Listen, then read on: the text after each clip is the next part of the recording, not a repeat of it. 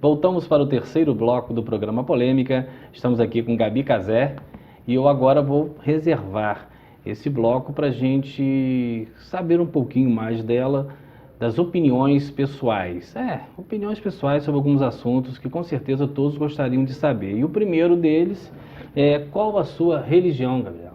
Eu sou católica não praticante. Católica não praticante. O que significa católica não praticante? O que será, né, que significa isso? O meu pai, ele estudou no seminário. Meu pai, ele é de Santa Catarina. Minha família é italiana, né? Então tem uma veia católica muito forte. Isso pro lado de pai. A minha mãe, já família daqui do interior do estado do Rio, né? Com raízes aí em Campos e Itaperuna, também católica. Então já tenho dado familiar. E meus pais tiveram a sabedoria, ou sei lá, o experimentalismo de não me batizar quando eu nasci. Então eu fiquei pagã. Meu irmão que vai adorar essa palavra. Eu tenho um irmão que é católico, mas carolíssimo, assim, que é o meu irmão por parte de mãe, né? Eu tenho um irmão por parte de mãe e 2 por parte de pai. De pai e mãe eu sou única. E eu fiquei sem batizar até os 21 anos. Né, o meu pai, ele foi... longo tempo no paganismo. O meu pai, ele estudou para ser padre episcopal, né? Padre episcopal, para quem não conhece, é padre do bispo, né? É aquele que vira bispo, pode virar até papa, né? Meu pai estudou na Europa, estudou na Suíça e tal, e depois ele não se ordenou padre, né? Ele faz parte de uma grande número aí de ex-seminaristas. Aliás, meu avô também. Todos os amigos do meu pai são ex-seminaristas, são pessoas sempre super inteligentes, é muito legal conviver com essa galera lá do meu pai. E minha mãe, por sua vez, é psicanalista e é agnóstica por definição. Então eu cresci aí nesse meio, minha avó era católica, as minhas avós eram católicas, e eu não me preocupava muito com isso. Ao mesmo tempo estudava no colégio católico, que era o São Vicente. E eu acho que a religião é a medida do ser humano para não chegar ao fanatismo, né? Então, assim, eu sempre tive muito cuidado com isso. E, ao mesmo tempo, tinha fé, mas não pensava no assunto. Aí, eu fiquei assim. Aí, com 21 anos, eu me batizei. Por quê? Porque eu quis. Eu procurei o diretor do meu colégio e quis batizar para fazer parte de uma egrégora espiritual, sei lá, me sentir mais protegida. Você acredita em Jesus? Na Sim. existência como santo? Eu acho que Jesus é uma figura histórica com marketing muito bem feito, né? É polêmico demais isso, mas... um dos produtos mais vendidos, a Bíblia, crucifixo. Exatamente. Então, eu gosto da ideia de Jesus, gosto de Jesus. Eu não gosto muito de uma intimidade exacerbada com Jesus, entendeu? Eu tenho muito respeito, né? Então, um dos grandes cérebros da Igreja Católica é a intimidade que você tem que ter com Jesus. Pois né? Então, tá vendo como eu não consigo me enquadrar? Por isso que eu digo que eu sou católica não praticante. Eu tenho amigos, eu tenho uma amizade enorme com os crentes, são os meus melhores amigos até. Eu gosto demais de crente, né? Eu falo que eles não bebem, mas comem muito. Então, eu brinco, eu tenho amigos de outras religiões também, tenho muitos amigos espíritas, mas é um assunto que não me move. Engraçado, né? Eu acredito na religião da bondade, né? Então acho que você sendo bom, né? Você sendo boa, você sendo caridoso, já é meio caminho andado. Mas a que você recorre nos momentos de fraqueza, nos momentos que precisa de uma energia maior, de uma oxigenação? Cara, ou isso para você também eu recorro muito à meditação, autocrítica, e se eu precisar realmente de uma paz de espírito maior, eu vou numa missa num domingo e já me faz um bem danado. E qual a orientação que você vai ter aos seus filhos? Eu deixei eles, eu liberei. Não, pode ser o que quiser. Né? O meu mais velho foi batizado pequenininho, o meu mais novo não batizei não. E qual a concepção que eles têm de religião? Já tem Nenhuma. O meu filho mais novo perguntou para mim o que o sinal de mais estava fazendo no alto daquele prédio. Ele não sabe nem o que é cruz. O menor. Então, é uma falha, eu acho, como mãe, eu não estou orientando. Ao mesmo tempo que eu tenho a Bíblia em casa, eu conheço a Bíblia, li, sei várias histórias e passagens e tudo mais. Mas você lê mais como história, né? Leio como fonte de sabedoria. Fonte de sabedoria. Meus filhos estão meio sem orientação aí. Mas eu deposito muito no colégio, né? Eles estudam lá na Auxiliadora, eu acho que o colégio pode se ocupar com essa formação deles aí. Deixa para eles. Eu não dá para eu administrar tudo isso. Eu não tenho uma vocação de serviço na área espiritual tão forte quanto eu tenho. Que você possa passar. Eu acho que eu tenho competência nessa. De repente até um ato até de responsabilidade, né? Sim. Morte, o que significa morte para você? Ela acaba? Existe reencarnação? Existe outro momento? Não sei. Não tenho a menor ideia. É o que dizem, né? Nunca ninguém voltou para contar. Quem diz que volta para contar, eu também não acredito, porque não tem provas. Eu pego muito os espíritas. Esse pragmatismo seu é um pouco de fuga ou é pragmatismo mesmo? Cara, eu acho o seguinte, eu gosto de saber que existem coisas misteriosas, e mais misterioso do que o universo, a exploração espacial. O ser humano gosta do fascínio do mistério, né? Então eu coloco todos esses assuntos no departamento do mistério. E se é misterioso, eu não vou perder meu tempo mexendo com isso, entendeu? Eu quero resolver o que está dentro da minha gama de ação, né? O assunto muito misterioso, ele toma muito tempo de reflexão, né? E aí vai me roubar o meu tempo, eu não vou ter mais tempo para nada, vou ficar o dia inteiro pensando como é que será que não é. Eu decidi assim, eu vou fazer as coisas que eu acho certas, dentro de uma conduta ocidental relativa, né, relativa para o bem, né, pavimentada no bem, e pronto.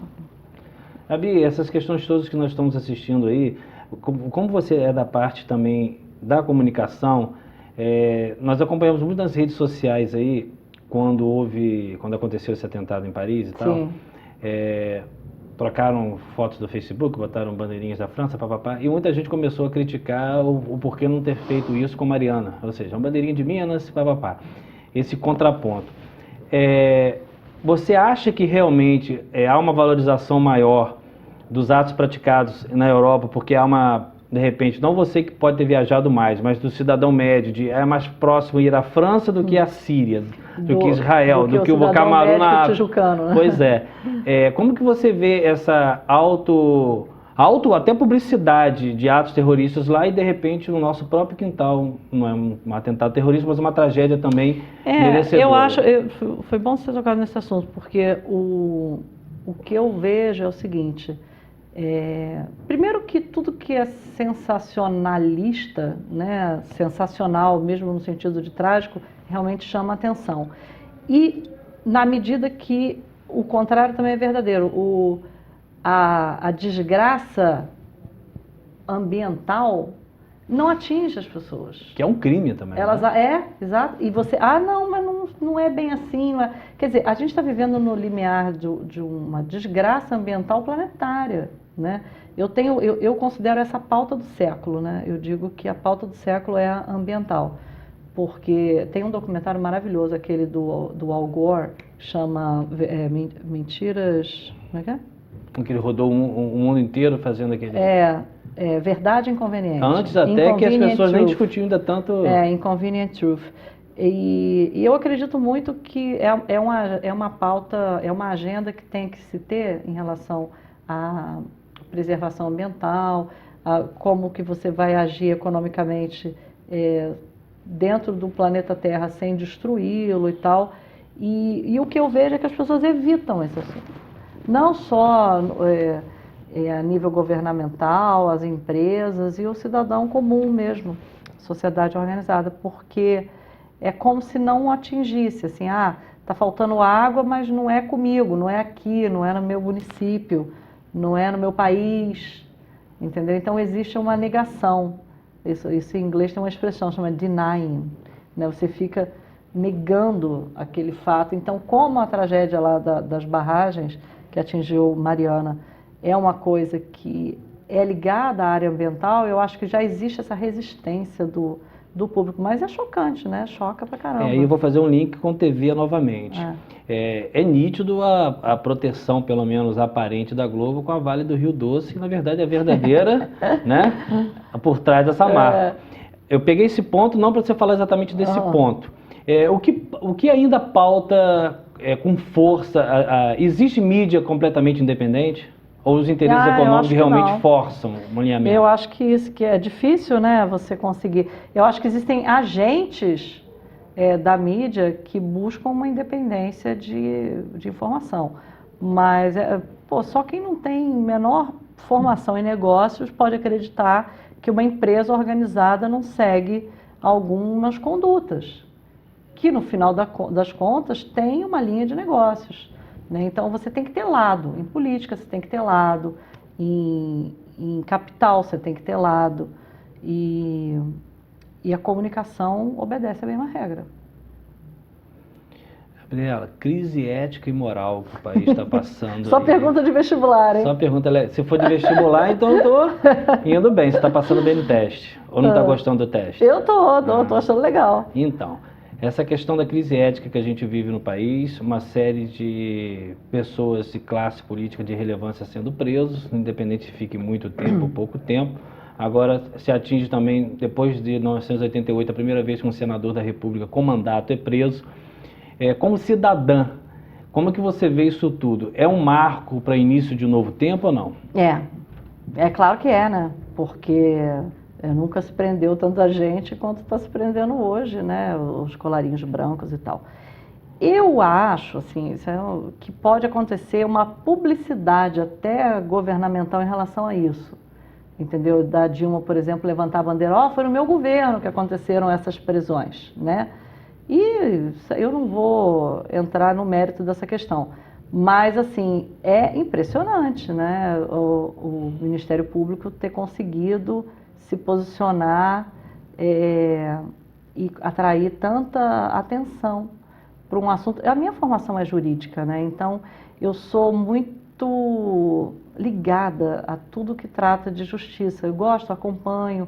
Apesar de eu não advogar e não atuar juridicamente, é uma formação que te define, né, como pessoa. E eu gosto muito de ver os assuntos jurídicos sendo tratados pela sociedade de uma maneira tão clara, né, e as pessoas acompanhando. Eu acho que é um marco, sim, entendeu? É um escândalo. Gente, se você contar isso fora do Brasil, as pessoas não entendem direito, elas têm dificuldade para acreditar. Você acha que a gente pode estar, então, reiniciando uma nova história, até para o próprio conceito de política? Eu né? acho que o Brasil é um país em desenvolvimento, né? Então, o desenvolvimento ele tem que acontecer também politicamente. E essas discussões, não só política, né? Essas discussões todas que são levadas na rede social, você acha que hoje as redes sociais elas também impulsionam, influenciam e pautam, de repente, essas decisões, esses orquestramentos? Por exemplo, você que gosta de direito, Canal Justiça de Supremo, antes não eram passados Canal ao vivo. Justiça, né? verdade. Os canais agora distribuem sessões, Eu até né? faço um trabalho para o Canal Justiça, lá em Brasília, que é um programa do Ministério Público Federal, com pautas no todo o Sudeste. Apresento justamente por aliar a formação em Direito e como apresentadora e jornalista e tal. Isso dá uma amplitude enorme à informação, né? Não só o Canal Justiça, o TV Senado, tudo isso não. A própria Globo News, você lembra na época do Mensalão e tal? Sim. Eles acompanhavam quase que ao vivo aquilo ali e transformavam as figuras em celebridades, né? Isso que é o outro lado da moeda. Quando né? o Joaquim Barbosa foi endeusado, eu até fiz um artigo dizendo, gente, isso é carência do óbvio, porque ele está fazendo estritamente a obrigação dele, né? Mas como em terra de céu quem tem olho só é rei, ele, como é o Moro agora, o Sérgio Moro está na mesma situação. Foram mordidos pela mosca azul da celebridade. O próprio Sérgio Moro também agora, também. né? Na mesma situação, como se não estivesse fazendo a obrigação dele. Exatamente. Então acho que as redes sociais fazem essa pressão social. Eu acho que sim. E a migração dos jornais para as redes sociais, isso também é positivo ou é sinal de perda econômica? Não sei. Eu acho o seguinte, as redes sociais, o Facebook, né, por exemplo, você tem tanta gente se manifestando ali, mas eu acho que o conteúdo é superficial. Ainda é reprisado das mídias tradicionais. Então, assim, eu sou fã de conteúdo original, exclusivo e bem entregue. né? Como você vai consumir ele não importa. O Observatório da Imprensa é um exemplo que eu gosto muito. Exatamente. Outro exemplo é... A Cult, eu gosto muito, uma revista online. Ah, sim, eu conheço essa revista. Eu tinha conhecimento de uma revista, sim, mas impressa, né? É a mesma? Tem online, é a mesma. Ah, tá. Pois é, eu acho que o importante é você entregar o conteúdo da maneira mais eficiente possível. Se ele vai ser online, se ele vai ser impresso, se ele vai ser por palestras e tal, é só uma questão de meio, né? Nada vai mudar a importância de um conteúdo bem feito e bem comunicado. Nós temos 3 minutos para terminar o programa. Antes de você fazer as suas considerações finais, queria mais uma perguntinha a você. Claro. O que mais te incomoda nas relações empresariais em termos de conduta profissional? A falta de transparência. Eu acho que se perde muito no mundo dos negócios quando você não evidencia os seus verdadeiros objetivos. No Ocidente, isso é considerado uma fraqueza, né? Eu tenho estudado muito o mundo dos negócios na China. Eu tenho uma empresa de importação, que é uma trading company, então estou iniciando aí negócios para compra, né, para importar e tudo mais. E na China você vê as pessoas se relacionando de uma forma muito mais transparente em termos de qualquer negócio, tá? Eu estou falando aqui de mercado de compra e venda, mas tudo é compra e venda. Qualquer esfera de negócio você tem a base da venda embutida aí. E aqui, estou falando no Brasil, em Campos, por isso que eu falei Ocidente, a transparência é muito, muito relativa, muito pouca. E isso atrapalha, causa ruído, né? Ruído de comunicação, causa atrasos e confusões mesmo. E no final vai atolar o judiciário e o volume de negócios poderia ser maior e não é. Perfeito. Queria agradecer muito a tua presença. Obrigada. Aqui e que você fizesse aí as suas considerações finais. Eu não sei o que eu posso falar de considerações finais, eu não pensei sobre isso.